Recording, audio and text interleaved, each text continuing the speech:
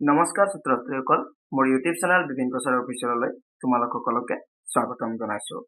ছাত্ৰ-ছাত্ৰীসকল, আজি আমি এইটো ভিডিঅ'ৰ জৰিয়তে তোমালোকৰ কিতাপত থকা অধ্যায় 12 সূচক আৰু ঘাত নামৰ অধ্যায়টিৰ অনুশীলনী 12.1ৰ এই 1 নম্বৰৰ প্ৰশ্নবিলাক সমাধান কৰিবলৈ চেষ্টা কৰিম। তো 1 নম্বৰটো আমাক দিয়া আছে মান নিৰ্ণয় কৰা। তো এনেকৈ আমাক এইবিলাক তোমাৰ সূচকীয় ৰূপত কিছুমান আমাক সংখ্যা দিয়া আছে বা ৰাশি দিয়া আছে বুলি ক'ব পাৰো। তো এইবোৰৰ মানবিলাক উলিয়াব দিছে। ছাত্ৰ-ছাত্ৰীসকল, আমি 1 নম্বৰৰ অংককেইটা আমি এই দুটা ফৰ্মুলাৰ সহায়ত কৰিব লাগিব।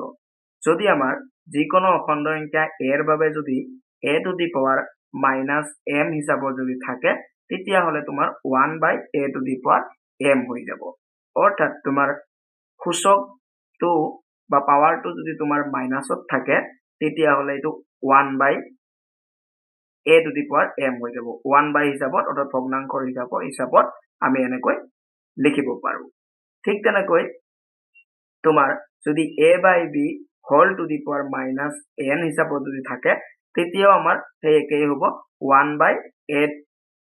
1 মানে 1ৰ তলত যাব a/b whole to the power n হৈ যাব। অৰ্থাৎ মাইনাসটো প্লাস হৈ যাব। আৰু মাইনাসটো যেতিয়া প্লাস হৈ পেলাই তলত থাকিব, তেতিয়া এইটো উলটি যাব। অৰ্থাৎ b/a whole to the power n এনেকুৱা হৈ যাব। আৰু এনেকুৱা মানে এই n টো b ৰ কাৰণে একবাৰ হ'ব আৰু a ৰ কাৰণেও একবাৰ হ'ব। সেইকাৰণে ইয়াত আমি একবাৰ ভাঙি দিছো, b two the power n আৰু a two the power n। গতিকে আমি এই দুটা ফৰ্মুলাৰ সহায়ত এই 1 নম্বৰৰ অংককেইটাৰ মান উলিয়াম। তো 1 নম্বৰটো আছে 5 টু দি পাৱাৰ -3। তো অৰ্থাৎ পাৱাৰটো -3 আছে। গতিকে আমি এই প্ৰথম ফৰ্মুলাটো ব্যৱহাৰ কৰিম। মানে মাইনাস আছে নহয় পাৱাৰটো, তো আমি 1 হিচাপত লিখিম। তো 1 লিখিম ওপৰত, লিখি পেলাই 5 টো ইয়াতে a নিচিনা হ'ব, 5 লিখিম। আৰু -3 টো -m নিচিনা হ'ব, সেইটো গৈ তলত প্লাস হ'ব। অৰ্থাৎ তলত 3 হ'ব। ওকে। আৰু এনেকুৱা হোৱা মানে তোমাৰ 1 তলত আছে তোমাৰ 5 কিউব, অৰ্থাৎ 5 তিনিবাৰ পূৰণ হ'ব তলতে।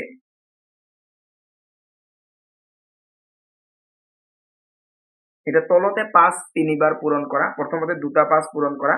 5 × 5 = 25। 25ৰ লগত 5 পূৰণ কৰিলে হ'ব 125। গতিকে ইয়াৰ মানটো হৈ গ'ল তোমাৰ 1/125। এইটোৱে ইয়াৰ মান। 2 নম্বৰটো আছে -4 হোল টু দি পাৱাৰ -2। তো ইয়াত আমাৰ এই -4টোকে আমি a বুলি ধৰিব লাগিব আৰু এই -2টো আমি -m বুলি ধৰিব লাগিব। ওকে। সেই হিচাপে আমাৰ কি হৈ যাব, 1/টো হ'বই। তাৰপিছত তলত তোমাৰ -4 মানে এইটোক a বুলি ধৰিম আৰু তোমাৰ m টো ইয়াতে 2 হ'ব। গতিকে মাইনাস আছে, তলত গৈ অনলি 2 হ'ব, মানে প্লাসৰ 2 হ'ব পাৱাৰটো। এতিয়া আমাৰ কি হৈ গ'ল, তলত -4 স্কোয়াৰ নিচিনা হৈ গ'ল। অৰ্থাৎ -4 দুইবাৰ পূৰণ।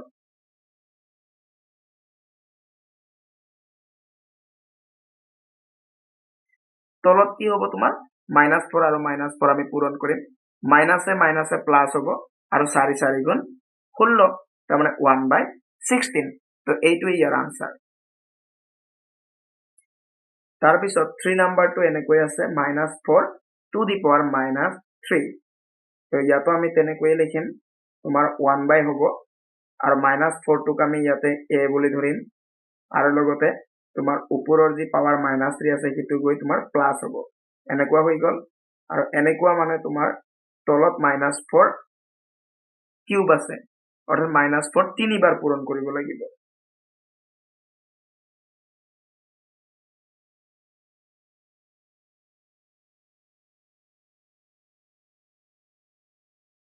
এতিয়া -4 আমি তিনিবাৰ পূৰণ কৰিম। প্ৰথমতে আমি দুটা পূৰণ কৰিম। মাইনাসে প্লাস 4 4 গুণ যেনিবা তোমাৰ 16 হৈ গ'ল আৰু এটা -4 পূৰণ কৰিব লাগিব। 1 তোমাৰ হোলৰ আগত একো চিন নাই মানে প্লাছ আছে আৰু 4 ৰ আগত মাইনাছ আছে প্লাছে মাইনাছে মাইনাছ হৈ যাব 16 4 গুণ কিমান হ'ব 16 4 গুণ 64 মানে 64 তো ইয়াৰ আনসাৰ হৈ গ'ল মাইনাছ 1 by minus 64 বা minus 1 by 64 একেই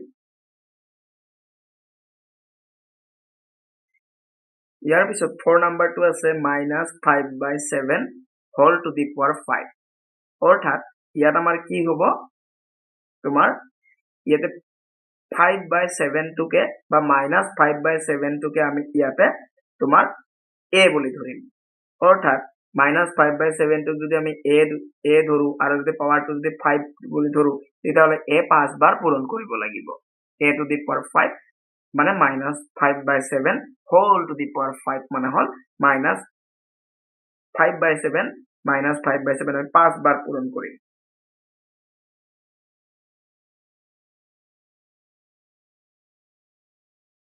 এনেকৈ আমি 5 বাৰ পূৰণ কৰিম তো আমি minus 5 by 7 5 বাৰ পূৰণ কৰিলো এতিয়া আমি কি কৰিম তোমাৰ গোটেই কেইটাকে পূৰণ কৰিম প্ৰথমতে আমি চিন বিলাক পূৰণ কৰিম তো দুটা চিন পূৰণ কৰিলে মাইনাসে মাইনাসে প্লাস হ'ব ওকে এই প্লাসটোৰ লগত এটা মাইনাস পূৰণ কৰিলে প্লাসে মাইনাস হ'ব সেই মাইনাসটোৰ লগত আকৌ এটা মাইনাস পূৰণ কৰিলে মাইনাসে মাইনাসে প্লাস হ'ব সেই প্লাসটোৰ লগত আৰু এটা মাইনাস পূৰণ কৰিলে প্লাসে মাইনাসে মাইনাস হ'ব তাৰ মানে চিনটো তোমাৰ মাইনাস হৈ যাব ওকে আৰু 5 by 7 5 by 7 5 বাৰ পূৰণ কৰিলে হ'ল আৰু 5 by 7 5 by 7 5 বাৰ পূৰণ কৰা মানে তোমাৰ ওপৰত 5 বাৰ পূৰণ কৰিম আমি এনেকৈ আৰু তলত 7 5 বাৰ পূৰণ কৰিম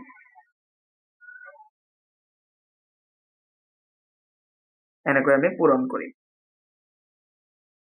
এটো মাইনাস হ'ব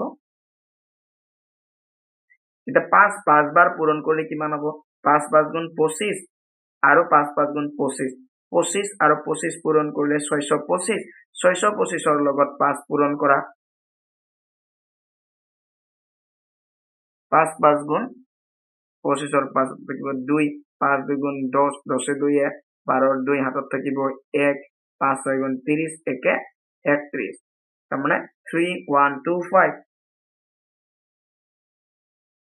আৰু তলত 7 5টা পূৰণ কৰা দুটা 7 পূৰণ কৰিলে 7 7 গুণ 49 আকৌ দুটা পূৰণ কৰিলে 49 তো 49 49 দুটা আগতে পূৰণ কৰি লোৱা 9 9 গুণ 81 1 হাতত থাকিব 8 9 4 গুণ 36 36 আৰু 8 তোমাৰ 44 তাৰপিছত 4 ৰে 4 9 গুণ 36 ৰ 6 হাতত থাকিব 3 তাৰপিছত 4 4 গুণ 16 16 ৰ লগত 3 যোগ কৰিলে 19 1 6 4 10 ৰ হাতত থাকিব 1 9 4 13 একে 14 4 হাতত থাকিব 1 একে একে 2 তাৰ মানে 2 4 0 1 তো এইখিনি হৈ গ'ল মাইনাস 3125 by 2401 ইয়াৰ লগত আৰু এটা আমাৰ 7 পূৰণ কৰিবলগীয়া আছে তো আমি এইখিনিক এতিয়া 7 ৰে আকৌ পূৰণ কৰিম 7 1 গুণ 7 7 9 গুণ 0 7 4 গুণ 28 ৰ 8 হাতত থাকিব 2 7 2 গুণ 14 2 16 তাৰ মানে আমাৰ কি হৈ গ'ল আনসাৰটো আমাৰ হ'ব ওপৰত তোমাৰ 3125 আৰু তলত হ'ব তোমাৰ 16807 বাস এইটোৱে ইয়াৰ মান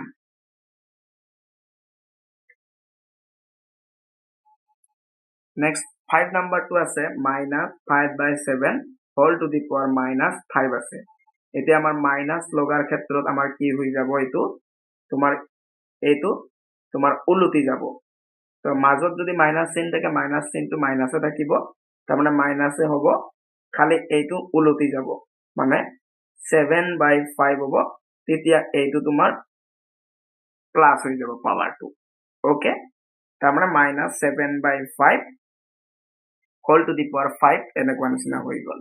এতিয়া আমি এই মাইনাছ চিনটো যিকোনো এটাৰ লগত লৈ পেলাই আমি ওপৰত তাৰমানে যদি আমি মাইনাছ চিনটো যদি 7ৰ লগত লওঁ তেতিয়া -7 হোল টু দি পাৱাৰ 5 আৰু তলত 5 টু দি পাৱাৰ 5 হিচাপেও দেখাব পাৰো, নাইবা -7/5 হোল টু দি পাৱাৰ 5 মানে -7/5 আমি 5 বাৰ পূৰণ কৰিব পাৰো। ওকে, তো ইয়াত আমি 5 বাৰ পূৰণ নকৰো, ইয়াত আমি ভাঙি দিম, মানে আমি মাইনাছ চিনটো যিকোনো এটাৰ লগত লওঁ, মানে 7ৰ লগত লওঁ। 7ৰ লগত যদি লওঁ এই 5টো ওপৰৰটোৰ লগতো একবাৰ হ'ব আৰু তলত 5 থাকি যাব, 5টোৰ লগতো একবাৰ হ'ব। ওকে, এতিয়া ইয়াৰ মানে হ'ল -7 ওপৰত মানে -7 5 বাৰ পূৰণ আৰু তলত 5 বাৰ পূৰণ। এতিয়া আমি ওপৰত -7 5 বাৰ পূৰণ কৰিম। অলপ আগৰ অংকটোত আমি একেই পাইছিলো, খালি ওপৰত তোমাৰ 5 আছিলে আৰু তলত 7 আছিলে। ওকে, এতিয়া খালি আমি 7ৰ কাৰণে মাইনাছ চিনটো আগতে পূৰণ কৰি লওঁ। তো মাইনাছে মাইনাছে প্লাছ, তাৰ লগত আৰু এটা মাইনাছ পূৰণ কৰিলে প্লাছে মাইনাছে মাইনাছ, মাইনাছৰ লগত মাইনাছ পূৰণ কৰিলে প্লাছ, প্লাছৰ লগত আকৌ মাইনাছ পূৰণ কৰিলে মাইনাছ, মানে চিনটো মাইনাছ আহিব।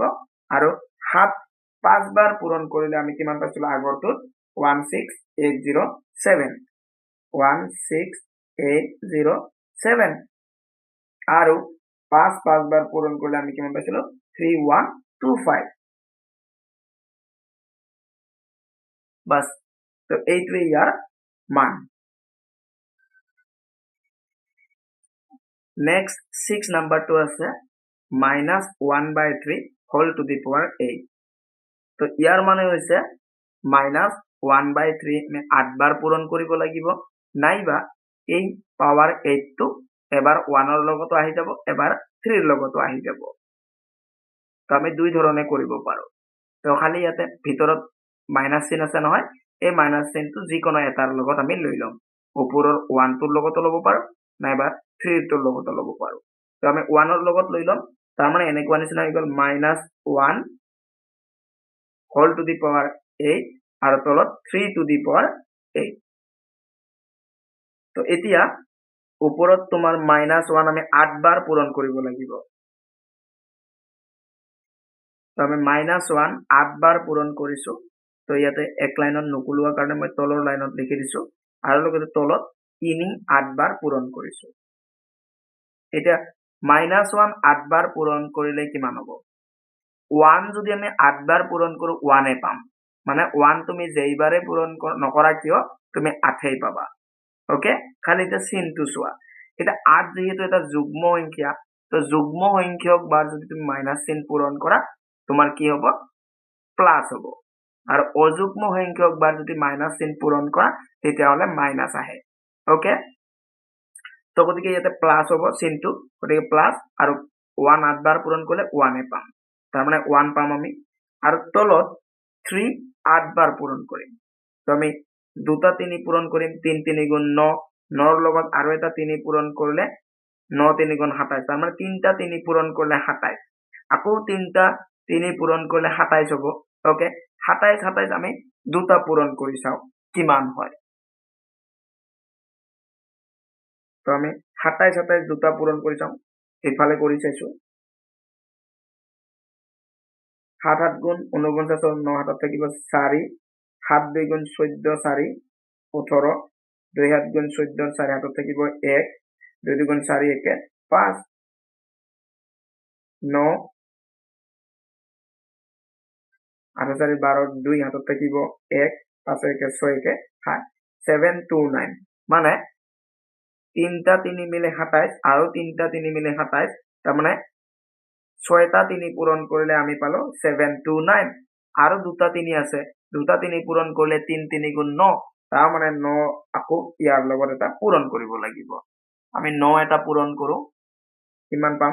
9 9 গুণ 81, 1 হাতত থাকিব 8, 9 2 গুণ 18, 18 আৰু 8 26, 6 হাতত থাকিব 2, 9 7 গুণ 63, 63 লগত 2 যোগ কৰিলে 65 তার মানে আমি পাই গেল 6561 তো আমি পূরণ করে পাইছিল 6561 তো গতিকে এইটোই ইয়ার আনসার 1/6561